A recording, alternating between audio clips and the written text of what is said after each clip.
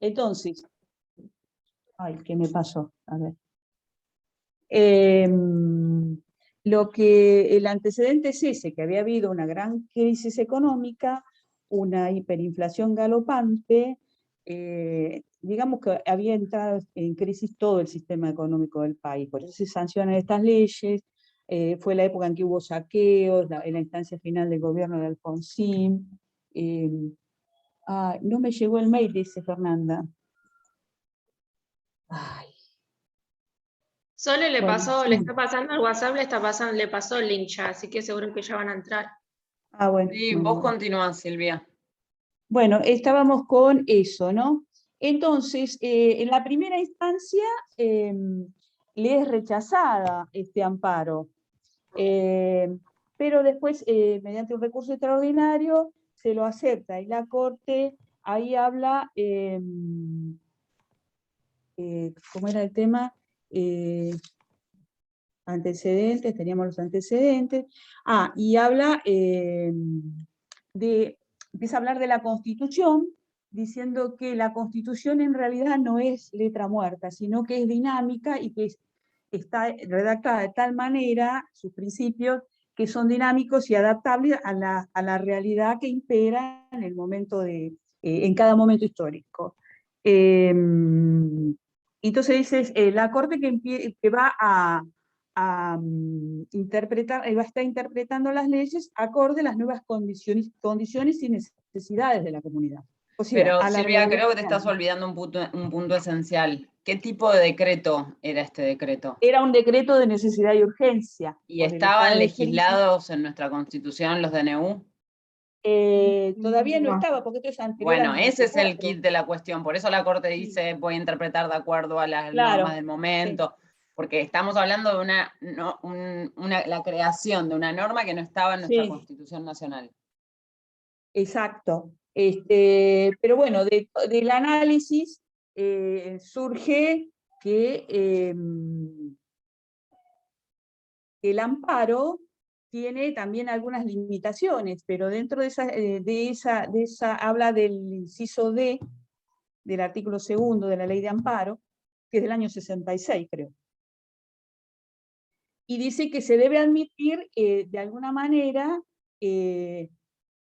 la prueba o darle la posibilidad a presentar un debate para ver si hay prueba suficiente que indiquen que hay una que se contradice lo que dice la Constitución, digamos.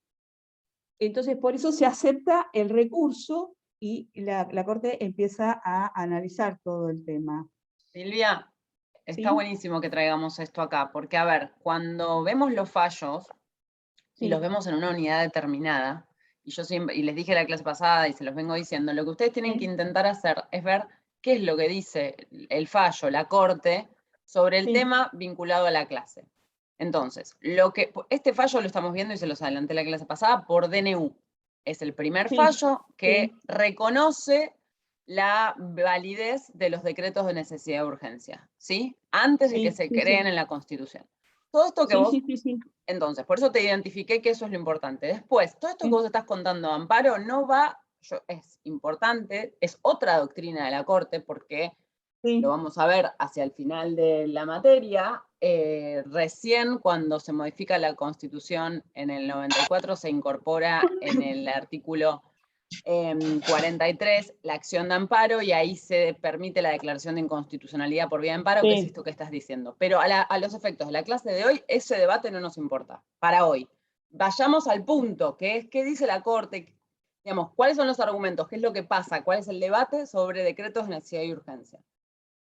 Perdón, yo no me podía conectar, yo también estaba con Silvia. Hola Fernanda, pero qué raro que no te haya llegado el correo.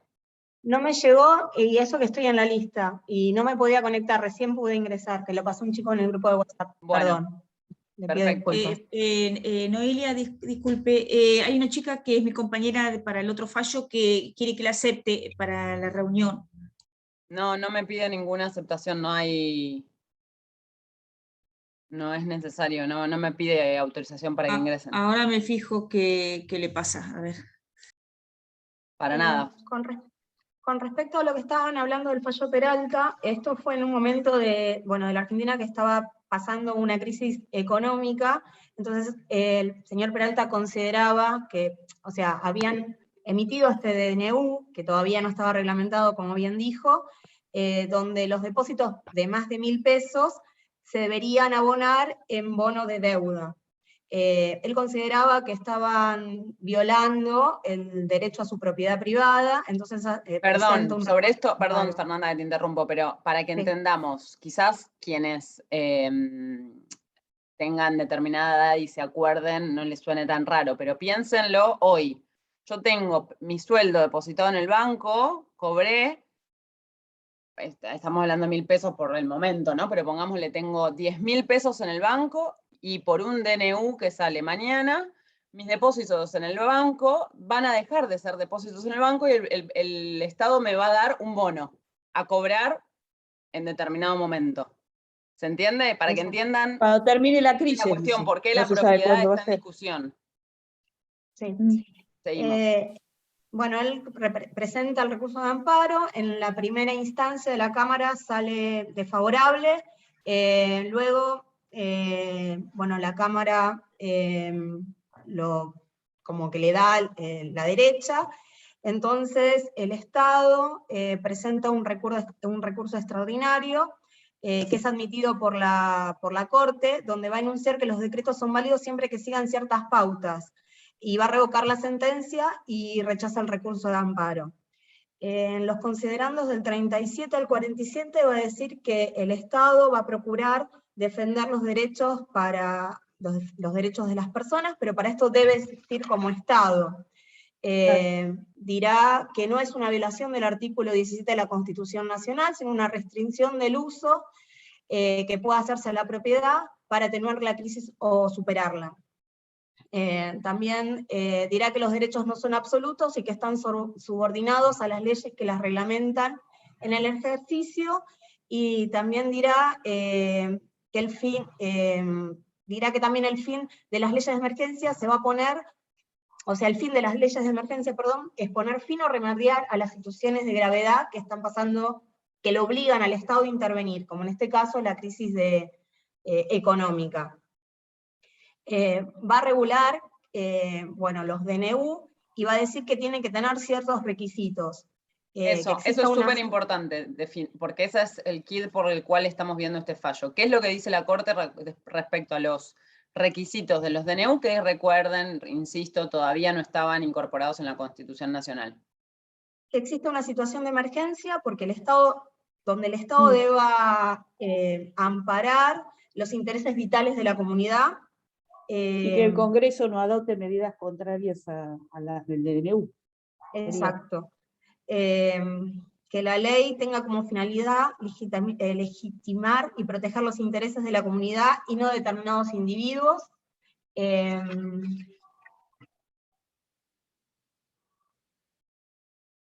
Cuando la actividad se desarrolla en una situación de emergencia extraordinaria.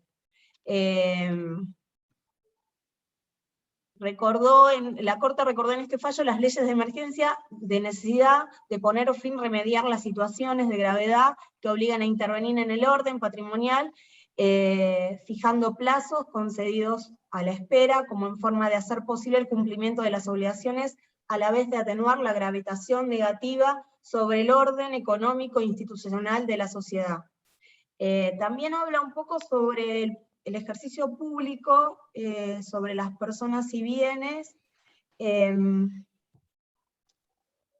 Habla del poder de la policía, y cómo que son, esto lo he anotado acá, un minuto. El ejercicio público sobre las personas tienden a nuestro país a la protección solo de la seguridad y la moralidad, sino que se extienden también al ámbito económico en procura del bien general, agregando la limitación de los derechos individuales, son una necesidad de la convivencia social. Eso está en el considerando 45 del fallo. vuelve a determinar, bueno, que la situación de emergencia debe ser declarada por ley, debe perseguir un fin público, que los superiores y generales, que sean superiores y generales a los intereses del país. Las restricciones del derecho deben ser transitorias, nunca permanentes. Los medios elegidos para superar la emergencia deben ser adecuadamente proporcionales al fin perseguido, y las garantías constitucionales no quedan suspendidas en su totalidad, sino cuando el ejercicio de esta resulte incompatible con el poder, y las restricciones no pueden afectar a las personas individuales o a grupos determinados, sino tiene que ser a las generalidades, o sea, a la comunidad en general. Bueno, no sé qué más podré leer. Sí, en este caso específico también lo que habla es que no puede sopesar el gravamen o daño que le causa esta norma a la parte que presenta la demanda, porque con la gran situación de crisis que había, no se podía sopesar eso. Eso era otro de los requisitos como para poder tomar el daño y bueno, y por ende reconocerle el derecho, ¿no? Pero Ustedes entonces, a ver, en cuanto a los decretos de necesidad y urgencia, ¿cuáles son los requisitos Sí. que establece la Corte? Primero que tiene que haber una situación de Claro. emergencia, tiene que estar declarada por el Congreso esta situación de emergencia, tiene que estar en un plazo determinado. ¿Qué más? Y Que el Congreso no adopte. medidas contrarias contrarias. a la reglamentación. Entonces, ¿qué opinan? Esto pueden decirlo todos. ¿Les parece suficiente la delimitación que hace la Corte Suprema de los DNU? Un instrumento que no existía en la Constitución todavía. Para el momento, sí.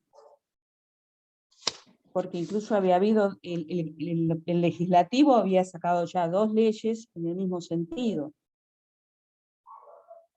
Entiendo que regularlo de esta manera y poniendo ciertos puntos, le da un marco, primero jurídico que no lo tenía, y por otro lado, si se encuadra dentro de lo que dispone la ley, que después, bueno, es subjetivo, porque hay que, después va a depender del análisis y de cómo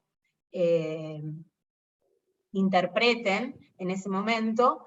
Yo creo que está, dentro de todo, bastante bien regulado. Antes no había una regulación, entonces ahora, diciendo que, bueno, tiene que haber un marco de emergencia, tiene que ser votado por el Congreso, que en definitiva es el que representa a la gran mayoría de los habitantes, a la gran mayoría, me parece que estaría dentro, estaría bien.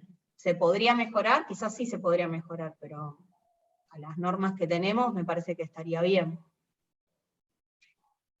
¿El resto?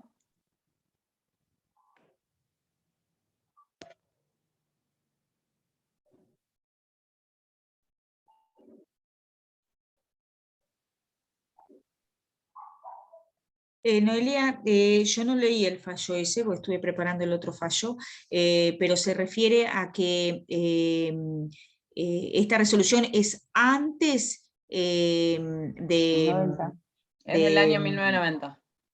De 1990. Entonces se tiene que acatar a lo que está en el momento, no anterior, para mí, ¿no?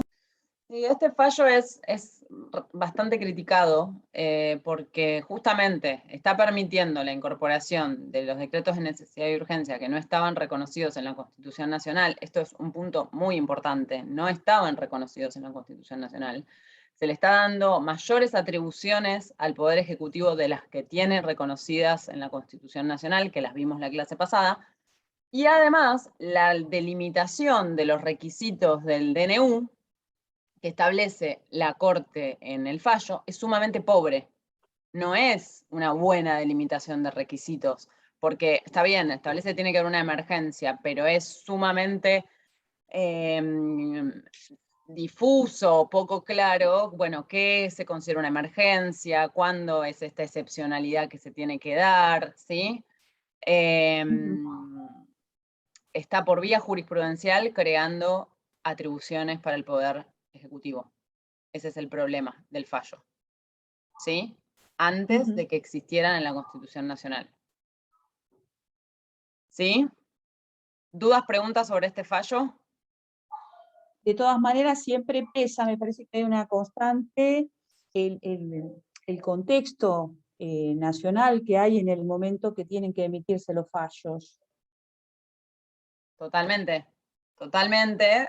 En ese momento los DNU estaban siendo utilizados y está bien entonces que la Corte defina, la Corte podría haber decidido la invalidez, porque no estaban reconocidos en una norma, o la validez por entendiendo la emergencia, porque es cierto que había una gran crisis económica, pero delimitando fuertemente esta figura, fuertemente en todo caso, si la idea era habilitar este tipo de medida, ¿sí?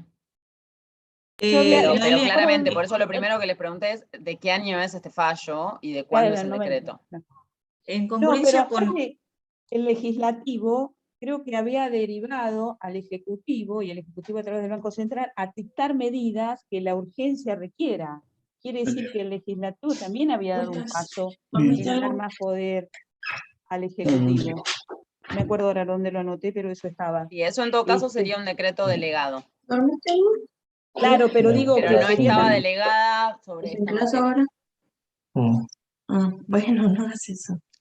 Y en todo caso, que una cosa es que las medidas las disponga el Poder Legislativo y otra cosa es que las disponga el Poder Ejecutivo. Acá el problema es que las dispone el Poder Ejecutivo con un tipo de norma que todavía no estaba reconocido. ¿Sí? De todos modos, después se puede... A ver, acá hay David Ibarra, por favor, silenciate. Si no estás presente en la clase, si no, te desconectás y listo. No, simplemente no. ¿No te gusta o no querés? Profe, lo puedes silenciar para no se escucha. No. Directamente. Bien. Yo quería decir, no sé si tiene congruencia Perdón, con termino de decir una idea. Acá hay dos discusiones. Uno es la constitucionalidad de la norma por su contenido, ¿sí? Esto es, la afectación de los depósitos en plazo fijo de las personas y la conversión en bonos de deuda. ¿Es constitucional o no en los términos de la afectación o no del derecho a la propiedad? Esa es una discusión. Entonces, esa discusión, aun si la norma hubiera sido dictada por el Congreso de la Nación, se podría seguir dando. Si la dicta el Congreso por una ley, igual sería constitucional respecto del derecho de propiedad, y acá estamos hablando del contenido. Pero a lo que voy con este decreto, más allá de la situación de emergencia, con este fallo, a lo que vamos, al análisis que tenemos que hacer es, más allá del contenido, obviamente, es una parte importante, estamos viendo la forma, el procedimiento, cómo se adoptó esta decisión. Bueno, se adoptó a través de una norma del Poder Ejecutivo que todavía no estaba incorporada en nuestra Constitución Nacional. Y que la Corte, al validarla, no es clara en los requisitos de ese momento en adelante para el establecimiento de una atribución extraordinaria del Poder Ejecutivo. ¿Sí ven? Son dos discusiones distintas. Bien. ¿Estamos? Sí, a mí lo que me quedó como duda en este fallo es que también habla del poder que se le otorga a la policía y habla de, o sea, porque leí el fallo, busqué otras informaciones y como que se desprendía siempre eso, que como que le daba potestad al Poder Ejecutivo sobre el poder de la policía, y interviniendo con el tema de la propiedad privada. No sé si... No, pero lo que está hablando es poder de policía, no. Poder de policía. Poder de policía es poder de control. Policía. Control Dictar sobre... normas que sirvan para el control perfecto. Eso me había quedado como medio con una duda. Claro. Se suele decir poder de policía, eso fue lo que es delegó. poder de control. Poder de control. Ok. De monitoreo, Genial. no es de la policía, de la fuerza policial. Sería Claro, una de las cosas que le delega el legislativo al banco, porque por la crisis había que actuar urgentemente.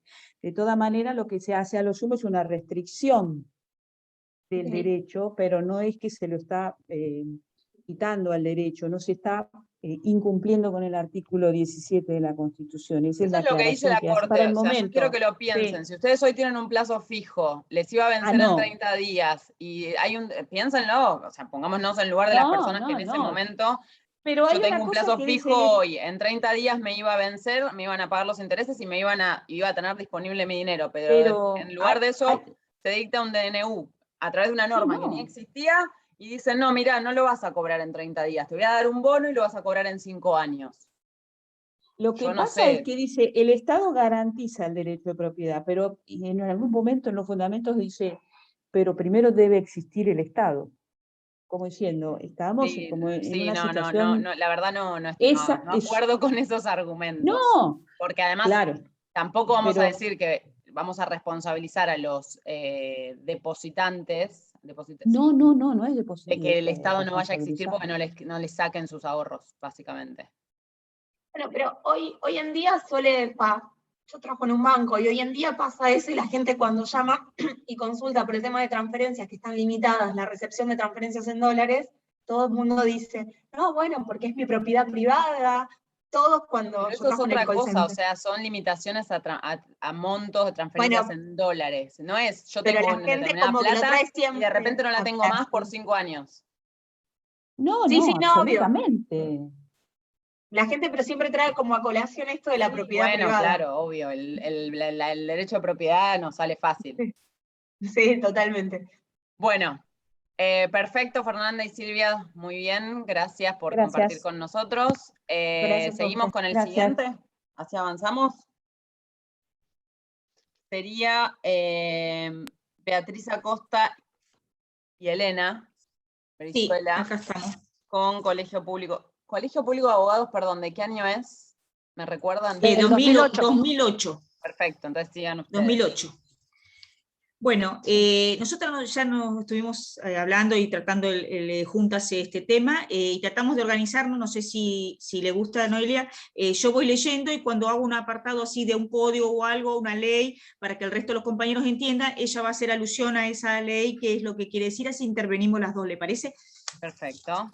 Como se hayan Bueno. organizado está perfecto. Bueno, yo hice unos apuntes así, a grosso modo, era extenso el fallo y bueno, rescatamos más o menos lo principal. Este fallo es del 2 de noviembre del 2008. El Estado interpuso un recurso extraordinario, que es la parte demandada, contra la resolución dictada por la Sala 5 de la Cámara Nacional de Apelaciones en lo Contencioso Administrativo Federal. El fallo confirmó la sentencia en primera instancia a favor del Colegio de Abogados, declarando que quienes ejercen la abogacía a favor del Estado Nacional en la Ciudad Autónoma de Buenos Aires están obligados a cumplir con la Ley 23.787. Elena. Bueno, Perdón, Beatriz, ¿te sí, puedo leo. interrumpir? Sí. Podemos empezar un poquito antes, o sea, antes de decir el recurso extraordinario que llega a la Corte, ¿cuáles son los hechos? Bueno, El Colegio Público de Abogados demanda al Estado Nacional, ¿por qué? Lo demanda porque el Colegio Público de Abogados tiene la función de recaudar para la como sustentación, ¿no? del colegio en sí. Mantenimiento un monto Perdón, fijo. mantenimiento. Claro, mantenimiento, exacto, como un mantenimiento donde todos los abogados tienen la obligación de matricularse y de pagar un canon fijo, ¿no? Que eso es un recurso que tiene el colegio para sustentarse, ¿no? Bueno, ¿qué pasa acá? El Poder Ejecutivo, atribuyendo que tiene una... ¿cómo es que se dice? Se lo delega, no tiene la atribución, se lo delega el Congreso la atribución de que crea un decreto de necesidad y urgencia donde dice que los abogados del Estado Nacional solamente tienen que inscribirse en un registro de abogados del Estado y no matricularse ni pagar ese canon. la ley en sí no aclara ni especifica si están exentos los abogados del Estado, solamente habla de los abogados, sea en forma pública o privada, tienen la obligación de cumplir con la ley. Bueno, lo que se genera acá es que el Estado atribuye que él tiene facultades delegadas por el Congreso y hace este decreto. Y en los artículos 3 y 5, Elena, si querés mencionar qué es lo que el dice. artículo 3.5 habla de la matrícula. Dice así el artículo 2, para ejercer la profesión de abogado en la jurisdicción de la capital federal se requiere, primero, poseer el título habilitante extendido por la autoridad competente. B, hallarse inscrito en la matrícula que llevará el Colegio Público de Abogados de la capital federal que por esta ley se crea. No será exigible el requisito al profesional que estigue ante la Corte Suprema de Justicia de la Nación o ante los tribunales o la competencia administrativa por causas originales en tribunales federales o locales en la provincia. Y el artículo 3, me dijiste, ¿no? 3 y 5, Perdón. sí. Ah, no, pero yo estoy leyendo estoy leyendo de la ley 23.187. 23.187.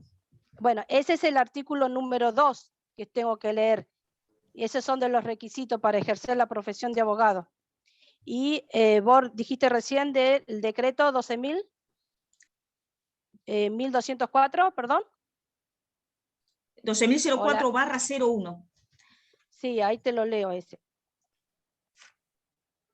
El decreto número 3 dice así: los abogados que ejerzan la función prevista por la ley 12.954 y los artículos 66 de la ley número 24.946 y 7 de la ley 25.344 estarán exentos del pago de bonos de derechos fijos y cualquiera otro agravio similar provisto en la legislación nacional provista o en la Ciudad Autónoma de Buenos Aires que imponga aquello pago por una presentación en las actualizaciones judiciales en la que se intervengan en representación, patrocinio, letrado o defensa del Estado Nacional o los demás organismos nacionales por el artículo 6 de la Ley 25.344. Y el artículo 5 dice: la representación, patrocinio o defensa judicial del Estado Nacional y de los demás organismos o entes mencionados en el artículo 6 de la Ley 25.344, en cualquiera fuero, instancia o jurisdicción, solo podrán ser ejercidas a aquellos profesionales inscritos en el registro sin que resulte necesario ninguna otra matriculación profesional. Beatriz. Bueno, entonces ahí estamos presentados, ¿sí? ¿Se entiende cuál es el problema en cuestión? Entonces habíamos dicho ¿Se que... entiende cuál es el problema en cuestión? Que no paguen la matrícula los que trabajan en el Estado, ¿era? Exactamente. Exacto. Sí, sí. Bueno, entonces el fallo se confirmó en primera instancia a favor del Colegio de Abogados, declarando que quienes ejercen la abogacía a favor del Estado Nacional de la Ciudad Autónoma de Buenos Aires están obligados a cumplir con la ley 23.187, que es una ley vigente. La Corte dio lugar a la argumentación del Colegio de Abogados, que se centró en que el presidente no se encontraba habilitado por el Congreso a declarar disposiciones de carácter legislativas contrarias a la ley 23.187. La Corte sostuvo que el Estado se apoyó en una lectura sumamente amplia e indeterminada de la ley 25.414, que ahora Elena lo va a leer, Sí. tan indeterminada que viola el artículo 76 de la Constitución Nacional. Y ahí mi compañera va a aclarar de la ley y el artículo 76, primera parte, que dice.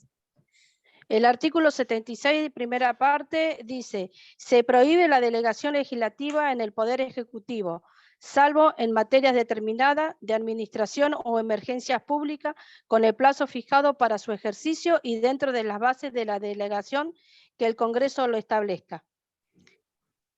Y voy a leer la ley 25.414, que es el artículo 1, inciso 1, apartado F. Dice, con el objetivo exclusivo de dar eficacia a la administración, podrá derogar total o parcialmente aquellas normas específicas de rango legislativo que afecten o regulen el funcionamiento operativo del organismo o del ente de la administración descentralizada, expresa, estable o mixta, o entidades públicas no estatales, adecuando a sus misiones, sus funciones, excepto de materia de control penal o regulatoria de la tutela de intereses legítimos o derechos subjetivos de los administrados con respecto a los Institutos Nacional de Servicio Social para Jubilados y Pensiones. El apartado F. Perfecto. Entonces, el fallo consideró inválidos estos artículos 3 y 5 del decreto 1204/01 en la medida que pretende eximir a los abogados del Estado a pagar el canon fijo según el artículo 51 y a matricularse. No se encuentran contenidos en el artículo 1 que leyó mi compañera recién, inciso 1, apartado F de la ley 25.414.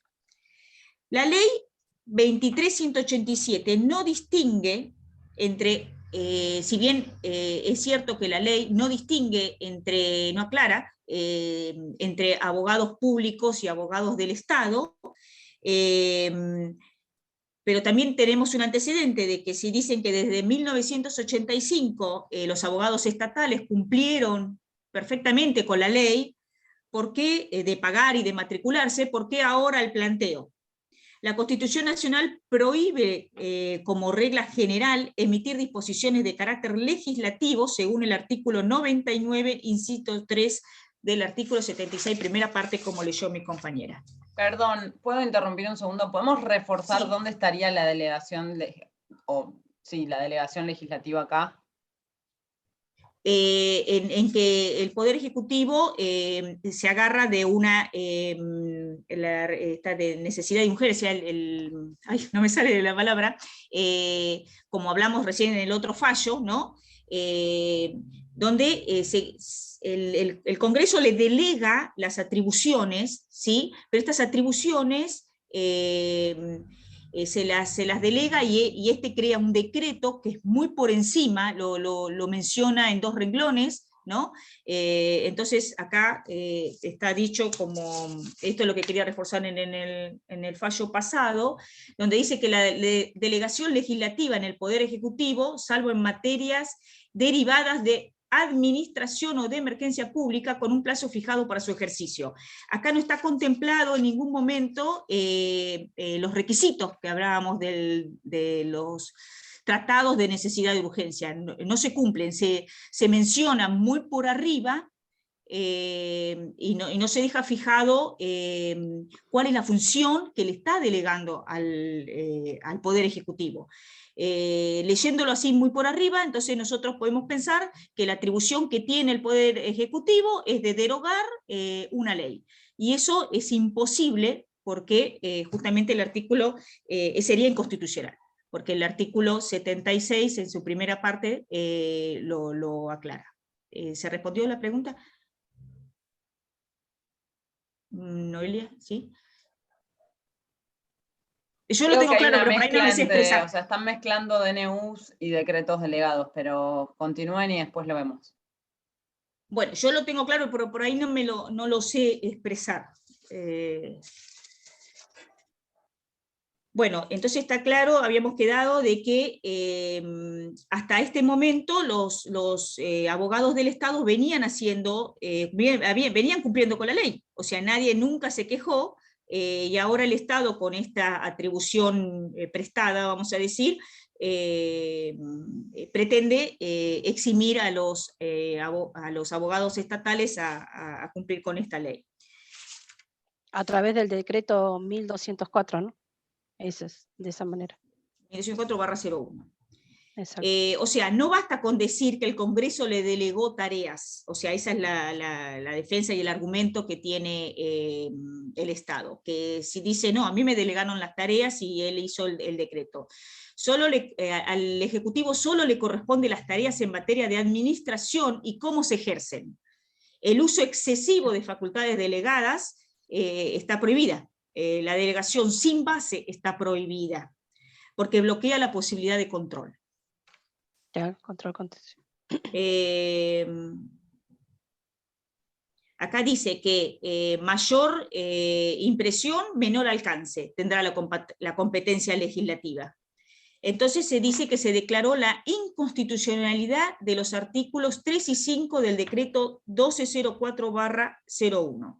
Aparte tenemos que hacer mención que la Comisión Interamericana de Derechos Humanos manifestó que el Colegio de Abogados de Capital Federal reúne los requisitos por naturaleza jurídica y atribuciones de la ley, que trata como un poder de policía, que como decíamos recién en el otro caso. Sería el Pero, a ver, contralor perdón, de la matrícula. no sé si soy yo sola, pero a mí no me está quedando claro, soy muy sincera. Entonces, ¿podemos en 3 palabras resumir este fallo? A ver si podemos ir al kit de la cuestión. Bueno, la ley 23.517 dice, que es una ley vigente, dice que todos los abogados para su ejercicio tienen que matricularse y pagar un canon fijo por mes. Matricularse en el colegio de abogados. Exacto, el Colegio Público de Abogados es el ente regulador y el que... Bien, vamos, seguimos, no nos perdamos. Bueno, entonces el poder, el presidente, el poder ejecutivo, ¿qué hace? Hace A un través del decreto. decreto 1204, ¿De qué año? donde y del 2008 calculo, ¿no? No, cosas son muy importantes, es del 2001. De 01, sí, 1204/01, 2001, lo he repetido. Seguimos, vamos. 01. Bueno, con ese decreto trata de eximir a los abogados del Estado a que se matriculen y a pagar. ¿Por qué? Porque el Poder Ejecutivo alude que con eso él haría un menor costo de gasto para la administración que él tiene a cargo. ¿Qué tipo de decreto es? De necesidad y urgencia. No. Ahí está la confusión. Ahí está la confusión. Es un decreto delegado. Este fallo trata sobre decretos delegados. Por eso me leyeron el artículo 76 de la Constitución y no el 99, inciso 3. Leyeron el 76. Lo habían mencionado igual el artículo. Porque había una ley de emergencia económica, estamos hablando del año 2001, crisis económica, social, política, etc. El Congreso dictó una ley de delegación al Poder Ejecutivo en temas de materia económica, ¿sí? En esa ley, supuestamente, el Estado, el Poder Ejecutivo dice que le dio facultades para dictar este decreto. ¿Qué dice la Corte sobre eso? Que no son atribuciones que no le corresponde al Poder Ejecutivo, porque la Constitución dice de que la primera parte, que el Poder Ejecutivo no tiene que meterse, digamos, por la división de poderes. No puede crear las leyes, digamos. Ni derogarlas. Lo que dice la Corte... Por eso, chicas, es muy importante que ustedes puedan, cuando vemos un fallo, identificar por qué vemos ese fallo y puedan ver qué es lo que dice la Corte sobre el tema de ese fallo, ¿sí? Entonces acá era decretos delegados. Ustedes lo que tienen que buscar es qué dice la Corte sobre decretos delegados. Lo que dice la Corte es, este decreto delegado que dictó el Poder Ejecutivo en el marco de la delegación de la ley tanto, no me acuerdo el número, que es del 2001, excede las facultades de la delegación. ¿Por qué? Porque no tiene que ver directamente con un gasto del Estado, no es que está reduciendo directamente gastos del Estado, que era lo que la delegación le pedía porque estaba en un marco de crisis económica total. No afecta directamente a los gastos del Estado, sino a los abogados, ¿sí? Y eso obviamente tiene un impacto en el colegio público porque no recauda, básicamente, claro. Ya. Y encima la delegación es totalmente genérica. De hecho, estamos hablando de 2008. la crisis ya culminada, de hecho estábamos entrando en otra nueva crisis, ya terminada la crisis y todavía los abogados no estaban pagando. Entonces, recuerdan que el artículo 76 además pide temporalidad para la delegación. ¿Sí? Exacto, y ellos dicen que no, que justamente aludiendo a esto de la temporalidad, ellos pretenden no pagar de por vida, digamos, ese canon, ¿no? El fallo de la Corte... En todo caso, eso se podría haber hecho por un DNU en todo caso, y que luego lo avale el decreto, porque los DNU no se requiere temporalidad. Ahora, esto es un delegado, decreto delegado. Perfecto. ¿Sí? El Ya vimos los decreto... requisitos del decreto delegado la clase pasada. La Corte dice que este decreto es importantísimo porque establece un claro límite del Poder Ejecutivo en sus facultades delegadas. Esto es lo que hablábamos.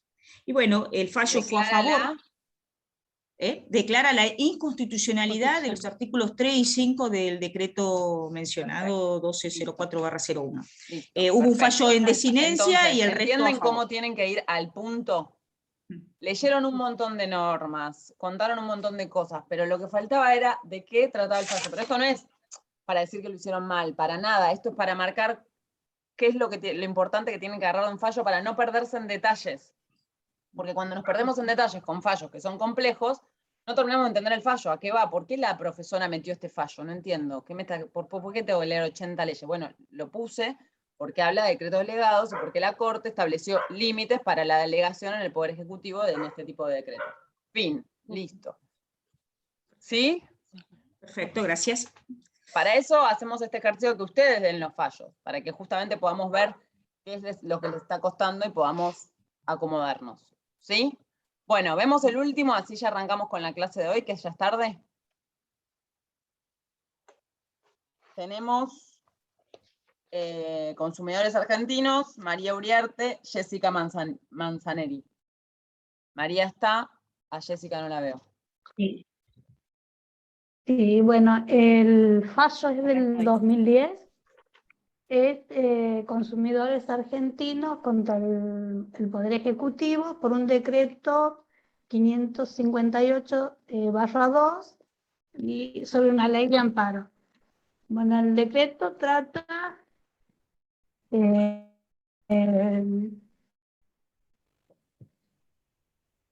de que el decreto en sí trata sobre, es sobre modificando el artículo 29, donde le agrego un párrafo con la posibilidad que las aseguradoras, ante una situación de inliquidez, puedan como realizar realicen y constituyan deudas subordinadas y que puedan, sin tener que publicar, transferir sus carteras de clientes.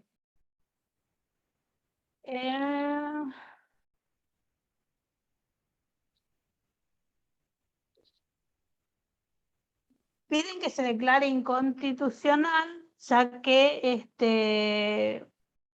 el decreto como que modificaba la ley que es la 20.091 de entidades de seguro y su control, porque manifestaba que, que estas modificaciones podían ser permanentes y que no, como que si bien la situación del país no era buena en ese momento, como que no era tan de urgencia que esto suceda. Se violaban el artículo 17, que es el de la propiedad, y el artículo 42. Sí. Por eso se dice que era inconstitucional. Este decreto lo modificaba. Sí, A que ver, la entonces, sala de paren, segunda...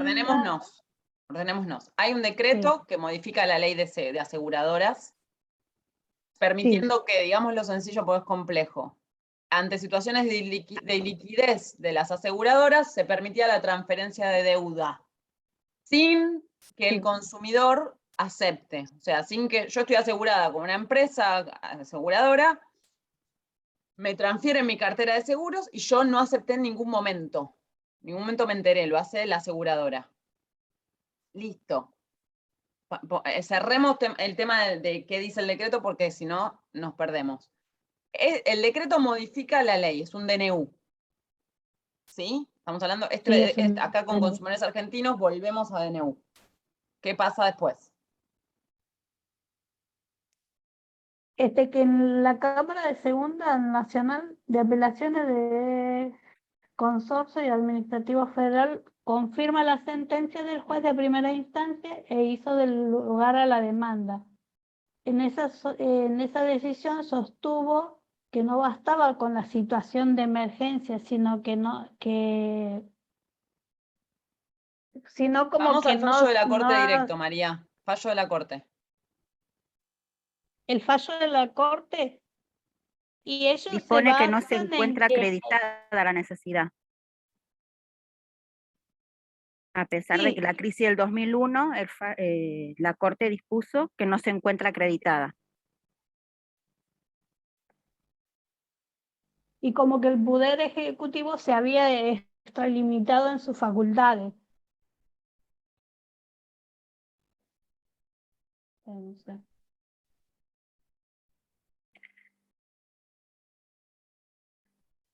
Bueno, a ver.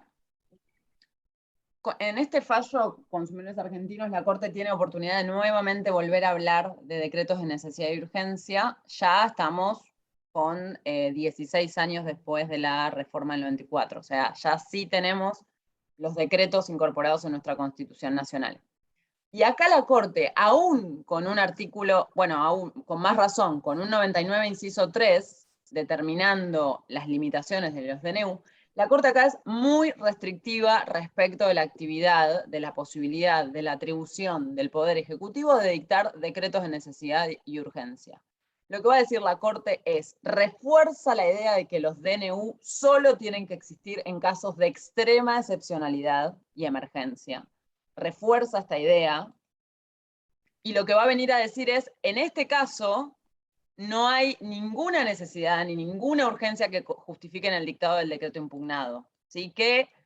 ¿Cómo podemos demostrar que hay una urgencia, una necesidad para dictar este decreto si lo que está haciendo este decreto es permitirle a las aseguradoras que ante iliquidez modifiquen sus carteras sin preguntarle a los consumidores? ¿Dónde vemos la necesidad y la urgencia? Lo que dice la Corte también es, no es que a partir del 99 inciso 3, con la incorporación del 99 inciso 3, la Constitución le da total libertad al Poder Ejecutivo para elegir si quiere un DNU o si prefiere esperar el trámite de ley. No tiene esa libertad, esa libertad el Poder Ejecutivo. Es ante la demostración de las circunstancias que dice el 99 inciso 3, el Poder Ejecutivo puede dictar un DNU. Si no, es ley. O sea, tiene que ser ley. En este caso era una ley. No tiene nada de necesidad y urgencia la situación. ¿Se entiende? La Corte se pone muy restrictiva respecto de las facultades reglamentarias de necesidad y urgencia del Poder Ejecutivo en este fallo. ¿Sí? Les voy a mandar, no me acuerdo ya si el cuatrimestre pasado o el año pasado ya, estoy un poco perdida en el año, creo que el año pasado, hicimos con la Comisión de Derecho Constitucional un taller un sábado sobre análisis de fallos. Ese taller lo hicimos justamente sobre el fallo Consumidores Argentinos. Entonces, les voy a mandar esa clase, ese taller especial, porque hacemos análisis de fallo para que ustedes puedan profundizar en eso, y justo es sobre este fallo. ¿Sí? ¿Estamos? Sí, yo lo entendí, nada más que Noelia, me cuesta mucho explicarlo. Yo lo entendí, lo leí, pero me cuesta mucho explicarlo, es como que me bloqueo. Pero bueno, lo tengo hay que que hacer seguir de alguna haciéndolo. forma. Sí. Noelia, yo Beatriz. no quiero interrumpir este fallo, pero mi confusión viene por acá, a ver si me puede ayudar. ¿Puedo leer el ítem 9 del fallo? ¿De qué fallo? Del fallo 12. ¿Qué Porque ahí fallo 12? me hace mención ¿Qué Fallo de fallo 12? consumidores, ¿De qué hablamos? ¿Qué fallo 12? Perdón, yo Beatriz estuve exponiendo recién el fallo 12 me estoy volviendo para atrás, no sé si Sí, pero corresponde el fallo ahora 12 es una identificación del programa, o sea, llamemos a los fallos por su nombre, Bueno, identificación del fallo. Colegio ¿Cuál es el público. fallo? el fallo de Colegio Público de Abogados. En el ítem 9 habla sobre las facultades de necesidad y urgencia. Por ahí vino mi confusión por ahí, porque la menciona. Entonces yo me lo tenía más familiarizado este tratado que el delegado. No es un Yo tratado, pensé es un que decreto. Los es un tratados son otro decreto. tipo de normas. No tiene nada que ver con los decretos. Perfecto. Este decreto de necesidades y urgencia está mencionado ahí. Entonces yo lo tomé como que aludía a eso. Yo pensé que las tareas delegadas estaban como incluidas en el tratado, No, como la que ellos clase pasada podían... vimos los tipos de decretos. Los decretos de necesidad y urgencia están regulados en el 99 inciso 3, los decretos delegados en el 76. ¿Son lo mismo? Cuando Acá vimos en dice- la clase dijimos que eran lo mismo. No, pero acá dice artículo 99, inciso 3, por eso viene mi confusión. Y lo mete como que están ahí los dos regulados. ¿Se entiende mi confusión? No, Beatriz, hagamos esto. Mándame por mail, considerando que te confunde y lo hablamos Sí, por mail perfecto, y lo vemos. disculpe. No pasa sí, nada, gracias. pero así lo resolvemos puntualmente. Bueno, ¿les sirvió hacer el análisis de los fallos acá en la clase? Más allá de que Beatriz quedó un poco confundida con considerando. Sí, No, sí, igual sí. sí. Sí, te amplía Igual más. hay que ir, yo siento que tenemos que seguir afinando, digamos, hay que seguir ensayando mucho. Es la Eso del idea. fondo y de la forma, yo lo tenía medio confundido, que agarré global y no, es mucho más sencillo. Es la Parece idea. que la La idea complicamos. justamente es esa, que con la práctica vayamos afinando los criterios y el análisis. Bueno, Sí, vamos a arrancar con la como clase de que hoy. más con lo puntual. El ¿Cómo? tema también de las palabras, porque por ahí yo entendí la policía y el poder policía. O sea, Pero es eso como- se van sí, la eso es lectura. les diría que eso es lo más sencillo. Eso es lo primero que van a incorporar, el vocabulario. Obvio, al principio cuesta, pero el vocabulario enseguida, después de ver en 2 o 3 fallos en algún texto, poder de policía, por el contexto se van a dar cuenta de lo que está diciendo. Esperen que estoy buscando algo en el material. Bien. Bueno, arrancamos con la clase de hoy. Lo que vamos a hacer es vamos a ir guiándonos con la Constitución, ¿sí? Vamos a arrancar por el artículo 44, ¿sí? Que es justamente, arranca la segunda parte de la Constitución, son las autoridades de la nación, y en el título primero, sección primera, habla del poder legislativo. Van a ir leyendo los artículos y vamos a ir hablando de los artículos. Hasta luego llegar al proceso de formación y sanción de leyes y vamos a ver puntualmente eso. ¿Sí? ¿Quién empieza a leer el 44? Leo si quiere, Noelia. Dale. Parte Tuteame igual, segunda. Beatriz. ¿Eh? Tuteame ¿Cómo? igual, Beatriz. Ay, yo estoy acostumbrada a no tutear a nadie. Bueno, sí, está bien, vamos a tratar. Bueno, segunda parte, autoridades de la nación. Título primero, Gobierno Federal. Sección primera del Poder Legislativo. Artículo 44. Un Congreso compuesto de 2 cámaras, una de diputados de la Nación, otra de senadores de la provincia y de la ciudad de Buenos Aires. Será investido del Poder Legislativo de la Nación. Bien, acá este artículo nos va a hablar de la naturaleza de nuestro Congreso Nacional, que básicamente es un poder bicameral. Está compuesto por 2 cámaras, diputados y senadores. Tenemos en las constituciones provinciales, por ejemplo, que son unicamerales, muchos de los poderes legislativos. No quiere decir que siempre tenga que ser bicameral. En las provincias, sus poderes legislativos muchas veces son unicamerales, tienen solo una cámara, ¿sí? No 2, como el Congreso Nacional. Seguimos. Capítulo 1 de la Cámara de Diputados. Sí, vamos Artículo directo a los 40. artículos, no pasa nada. Bueno, artículo 45. La Cámara de Diputados se compondrá de representantes elegidos directamente por el pueblo de las provincias, de la ciudad de Buenos Aires y de la capital en caso de traslado, que se considere a este fin como distritos electorales de un solo estado y a simple pluralidad de sufragios.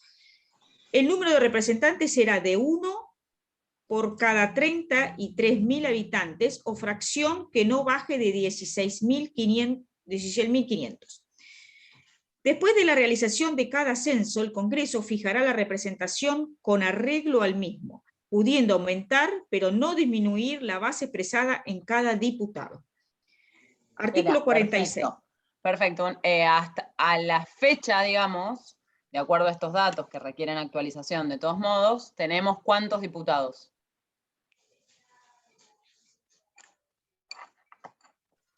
¿257 puede ser? 257 diputados y diputadas en el Congreso de la Nación.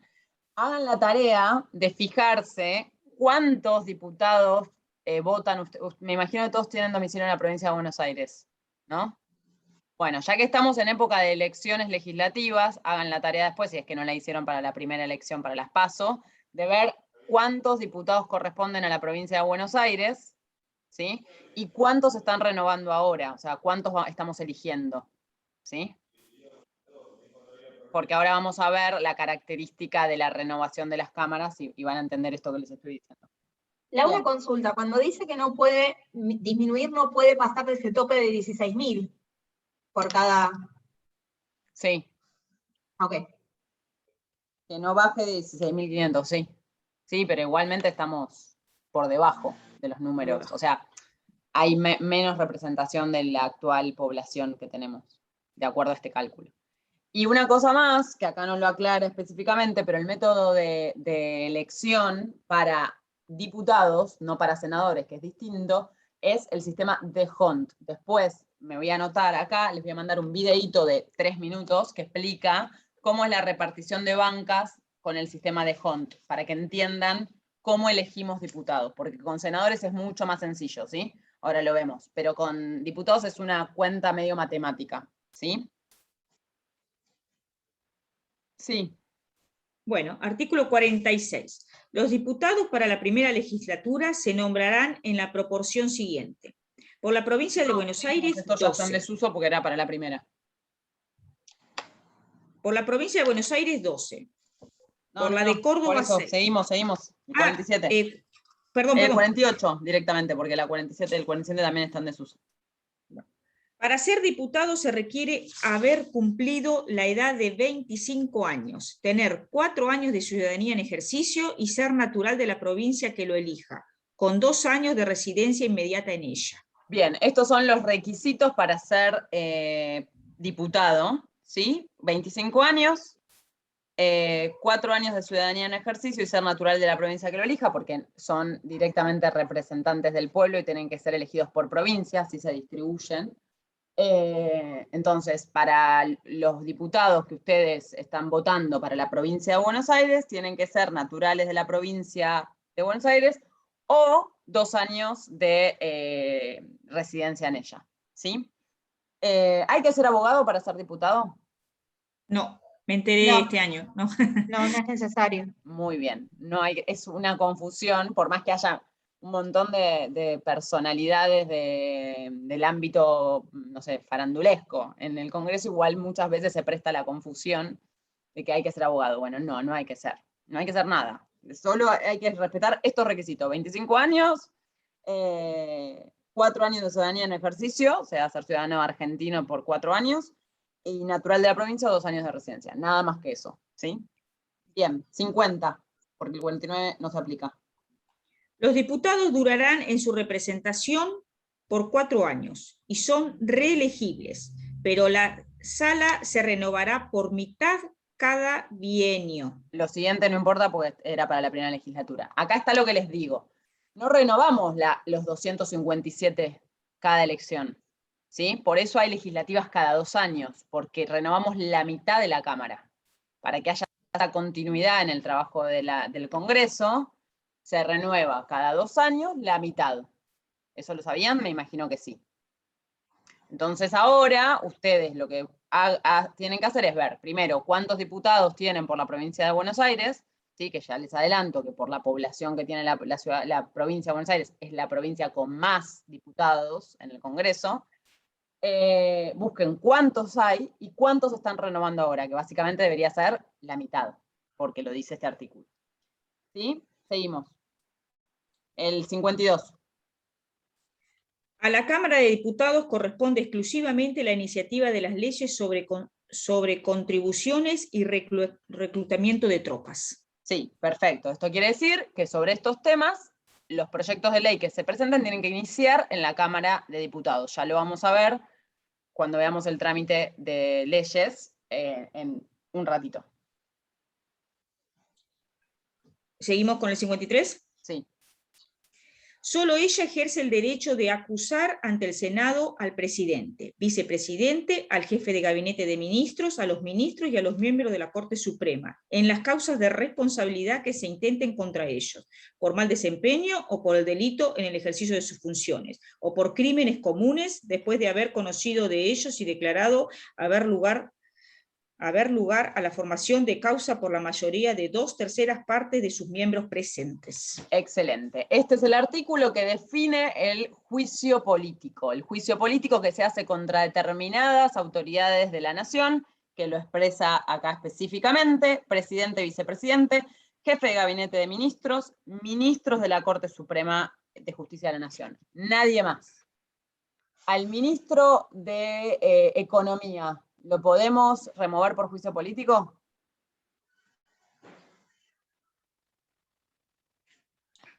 Acá dice gabinete y a los ministros. A los ministros, sí.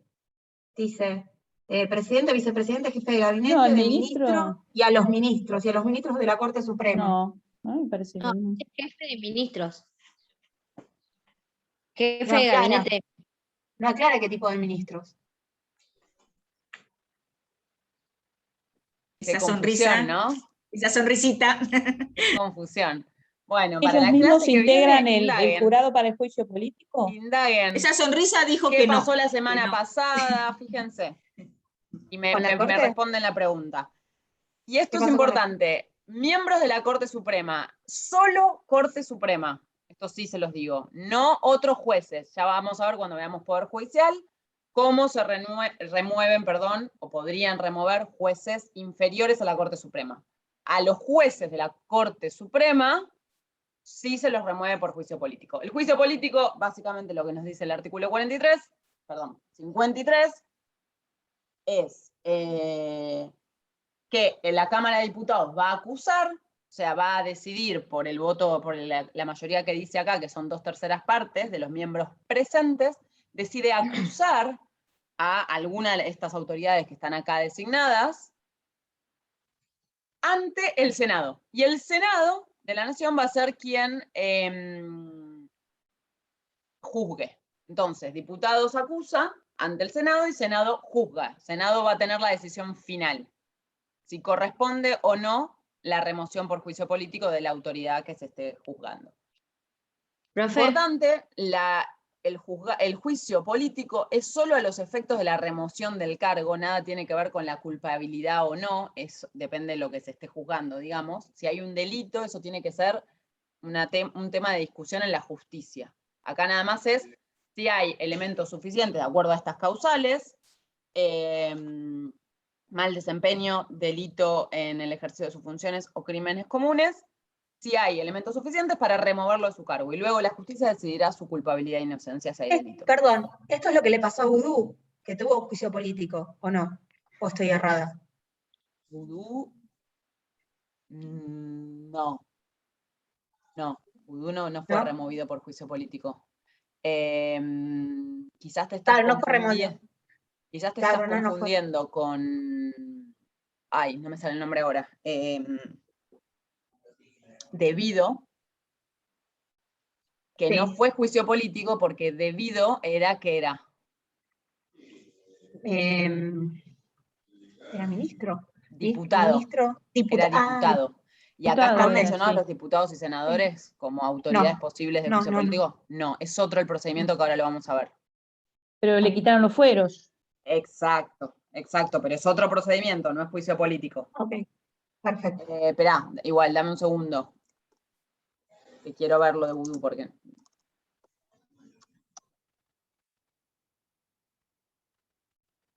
A Vudú le hicieron un juicio. Pero no era político, porque él todavía... Era Porque un él ya no claro. era ministro de Economía. No era ministro, entonces no... No, ya pero no- tampoco estaba en el Congreso, o sea, tampoco fue un desafuero. No, entonces no. Eh, Es una mala titularidad. El mal uso del título sí. de la noticia. Sí, perdón.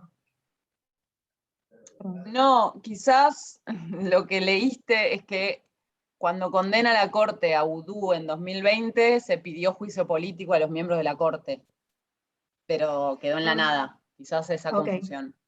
Sí, no, tampoco fue un detalle de la noticia. Me quedó así que escuché y lo traje a colación, pero no investigué mucho más. Perdón. Perfecto. Bueno. Sí, perfecto. ¿Estamos entonces con juicio político? ¿Sí? Sí. Acuérdense averiguar qué pasa con los ministros. ¿Sí?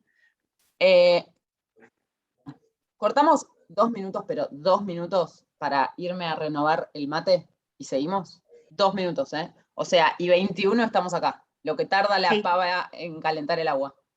Perfecto. No se desconecten, o sea, quedamos acá. Sí.